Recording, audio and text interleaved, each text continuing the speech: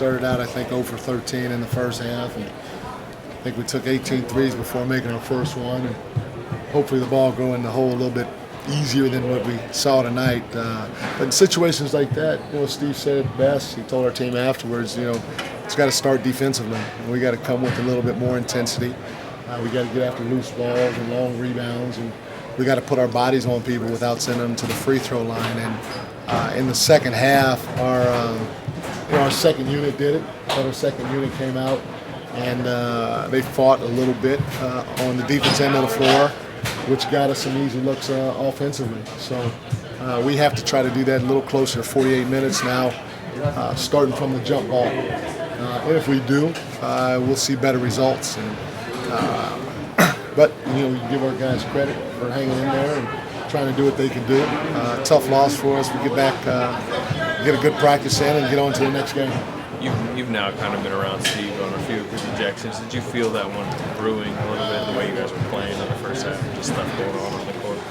Yeah, no, for sure. The one thing when he got ejected, one thing I told our group, I said, hey, look, you can tell Steve cares. I said, our head coach cares. He's out there fighting his ass off for you guys, and he gets ejected because he's fighting for you guys. Now let's fight for him. Let's show a little bit of fight or resolve on the defense end of the floor, especially try to move the ball offensively. And I said, I don't care if we miss our next 30 shots. I don't care if we get blown out tonight. I said, but just show some fight, just like he did getting kicked out. And I thought our guys did show a little bit of fight, especially in the second half from time to time.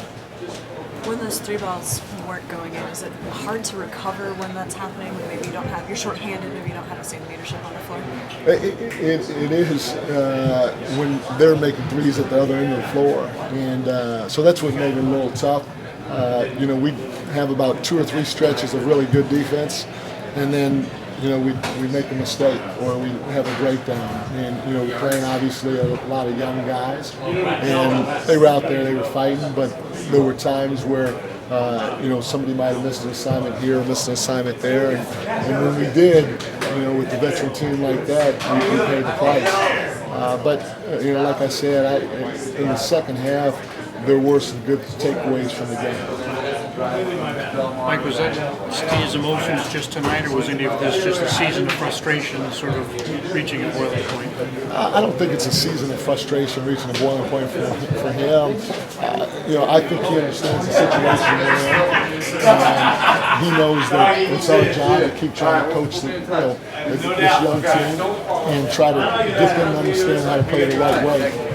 He's about as competitive a guy as I've been around. He's got the blonde hair and the blue eyes. He looks like this all-American guy, but he's got more fight and fire inside his gut than almost anybody that I've probably been around. And he did not like the way that we were playing tonight. None of us did. And so he wanted to let, not only our team know tonight, but he wanted them hopefully to understand long-term that this is inexcusable in terms of the fight that we brought to the table at the beginning of the game. Like I said, your shots need to go in to help you win, but there could have been some things that we did a little bit better, especially in that first half, to help us at least have a chance going down the stretch. Mike, when you have a young team like this that is struggling, how do you make sure that this kind of performance doesn't bleed into the next couple games that are coming and beyond? You just coach them. You got to tell them the truth. With the way that they're playing individually and collectively as a unit. But at the end of the day, because they're young and they hadn't been there, you got to make sure that you stay positive with them because they have a chance to be really good. I think you just saw in the second half, Eric made a couple of mistakes. I pulled him out. I talked to him. I told him the truth. He's going to be a really good player. But just like the rest of our young guys, there's some things that they got to continue to work on to get better. And then you got to make sure that you go back to them to let them continue to try to build that confidence and work on whatever they need to work on in order to take that next step. There's been a couple of offensive performances now with low shooting percentages overall. Is it just D'Angelo Russell's absence that is missing there, or is there something more that you're seeing? Obviously, D'Lo brings a lot to the table for us. He draws a lot of attention. A lot of teams will blitz him in the pick and roll, which will result in us playing 4 and 3 on the backside. So yes, that we'd like him here. but he's injured, and he's got to make sure that he's healthy before he comes back. I just think that guys, it's part of the season, and especially when guys aren't used to playing the heavy minutes that they're playing, and they're in new roles.